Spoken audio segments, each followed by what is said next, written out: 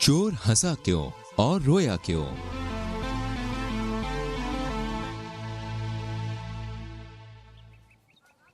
चंद्र हृदय नाम की नगरी में रणधीर नाम का राजा राज करता था।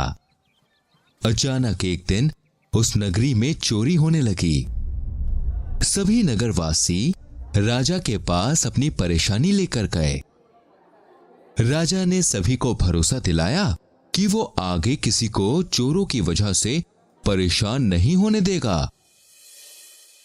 राजा रणधीर ने बहुत से पहरेदार पूरे शहर में लगा दिए, पर चोरियां होनी फिर भी बंद ना हुई।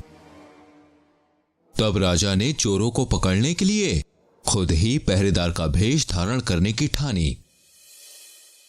रात होते ही वो खुद ढाल तलवार लिए पहरेदारों की तरह नगर की रक्षा करने निकल गया। राजा की तरकीब काम आई। रास्ते में उसे चोर मिला। चोर ने राजा से पूछा कि वो कौन है। राजा ने चोर से झूठ बोला कि वो पहरेदार के भेष में एक चोर ही है। चोर खुशी खुशी राजा को अपने साथ चोरी करने ले गया।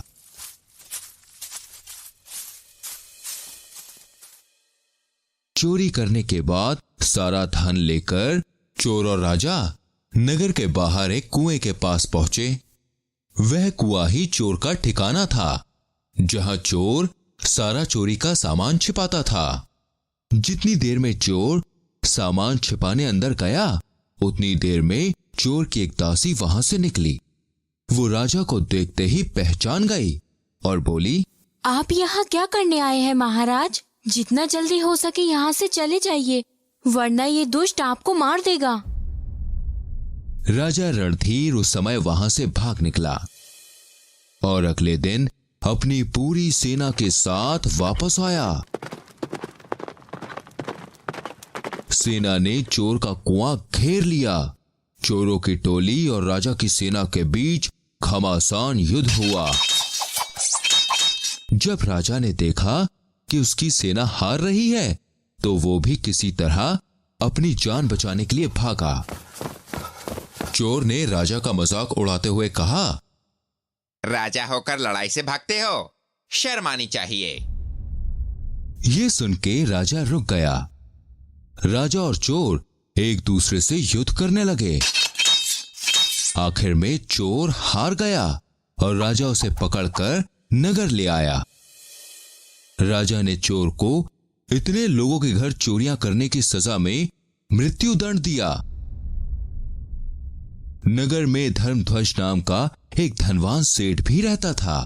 सेठ की बेटी शोभनी अभी अभी शादी के लायक हुई थी। जब चोर को दंड देने के लिए नगर के बीचों बीच लाया जा रहा था, तभी शोभनी और चोर ने एक दूसरे को देखा और शोभनी को चोर से प्यार हो गया। शोभनी ने अपने पिता से कहा, पिताजी, आप किसी तरह इसे राजा से छुड़ा लाइए, ये दोबारा कभी चोरी नहीं करेगा। धर्मध्वज जानता था कि अब कुछ नहीं हो सकता, पर फिर भी वो अपनी बेटी की बात मान के एक बार राजा से बात करने गया। राजा ने सेठ की एक ना सुनी और निश्चित समय पर चोर को नगर के बीच में दंड देने के लिए खड़ा कर दिया गया। इतने में शोभनी वहां आई और बोली, अगर इस चोर को मृत्यु दंड मिला तो मैं भी अपने प्राण दे दूंगी। ये देखकर चोर पहले तो जोर से हंसा और फिर जोर जोर से रोने लगा। इस तरह कहानी खत्म कर बेताल ने विक्रम से पूछा, तो बताइए विक्रम कि चोर हंसा क्यों और रोया क्यों था।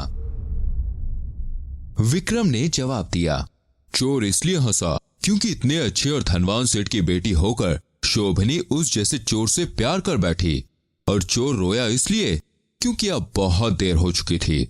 अगर इतनी अच्छी लड़की उसे पहले मिलती तो वो चोरी चकारी करके अपनी जिंदगी बर्बाद ही ना करता। ये सुनकर बेताल फिर अपने पेड़ की तरफ उड़ गया।